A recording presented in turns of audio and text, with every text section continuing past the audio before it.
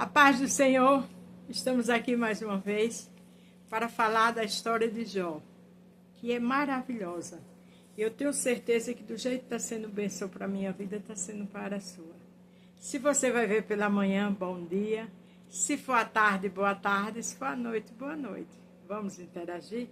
Hoje vamos falar Jó 31, do 24 ao 28. Mais uma vez, estamos dando continuidade à defesa de Jó.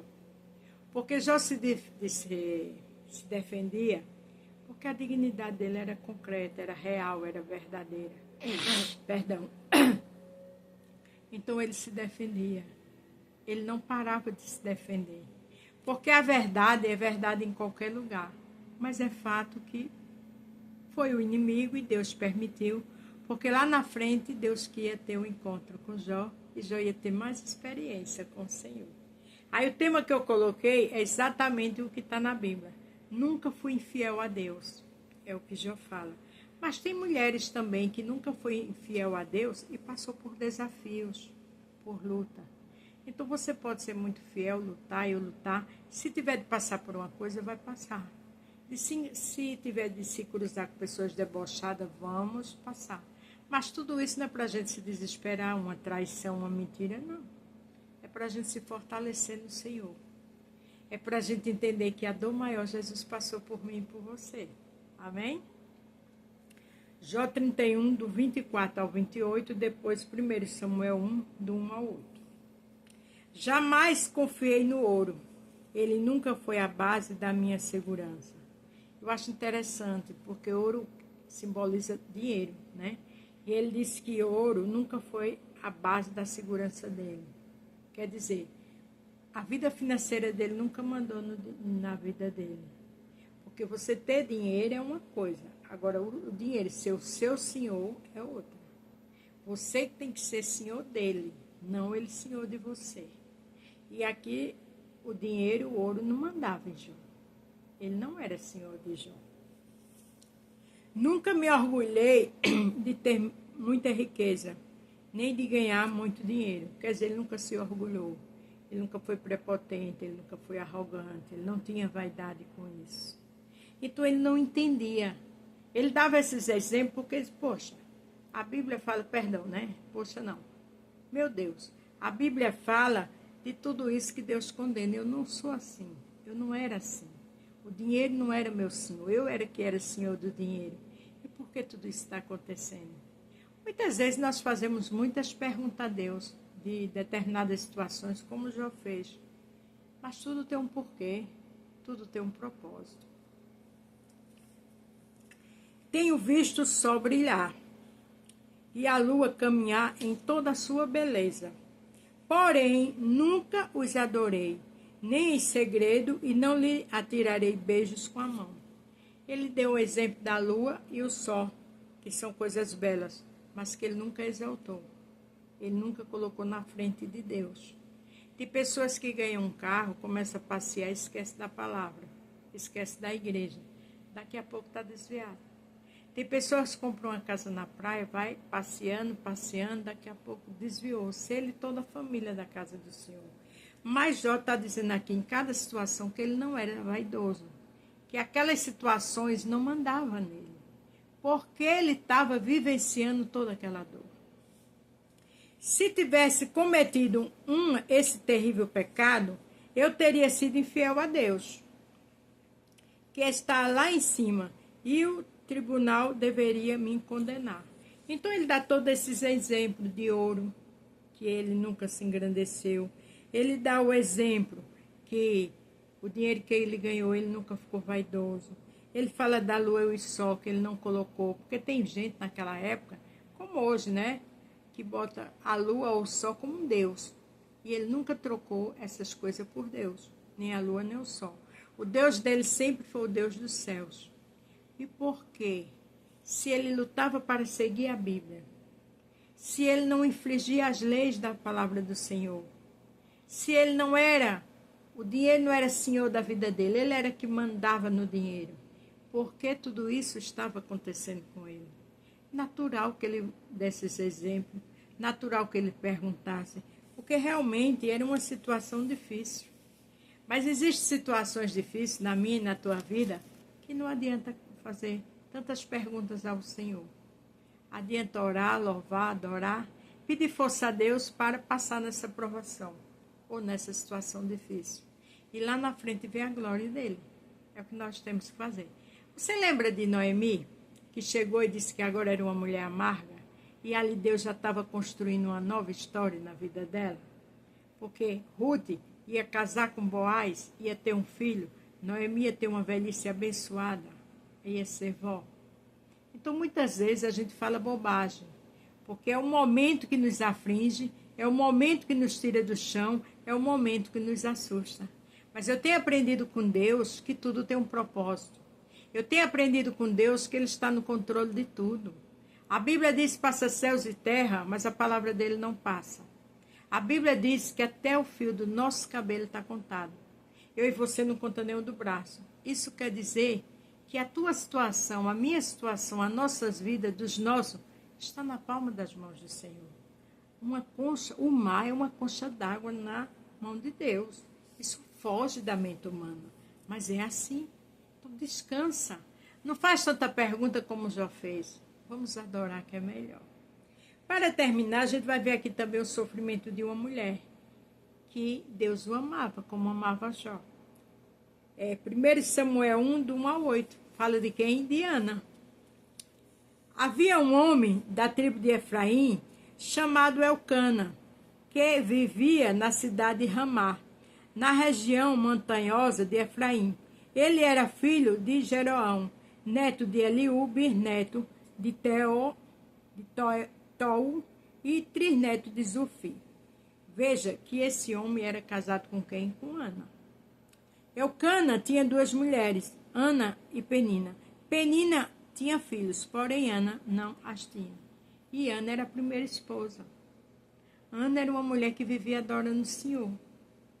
Mas como ela não dava filho, então ele casou-se com Penina também.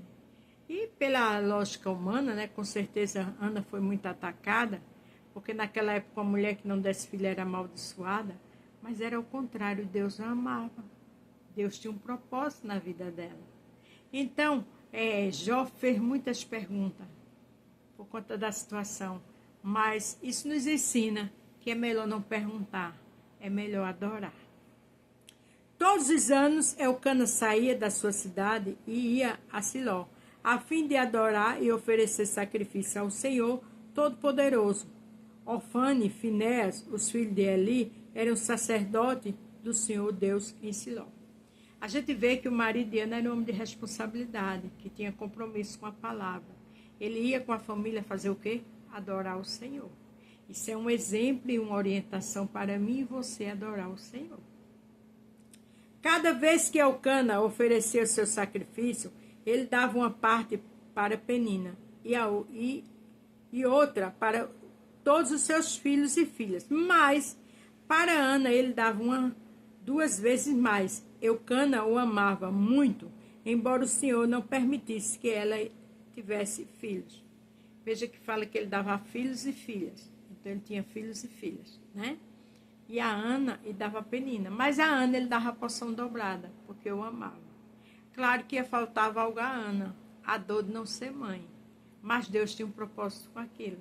E mesmo diante daquela humilhação de Ana, Deus estava com Ana, Deus amava a Ana. Então Deus estava com Jó. Mesmo diante de tantas perguntas, tantos questionamentos. Eu não sei se você está nessa posição de questionar, de perguntar. Deus está com você. Amanhã você vai entender tudo.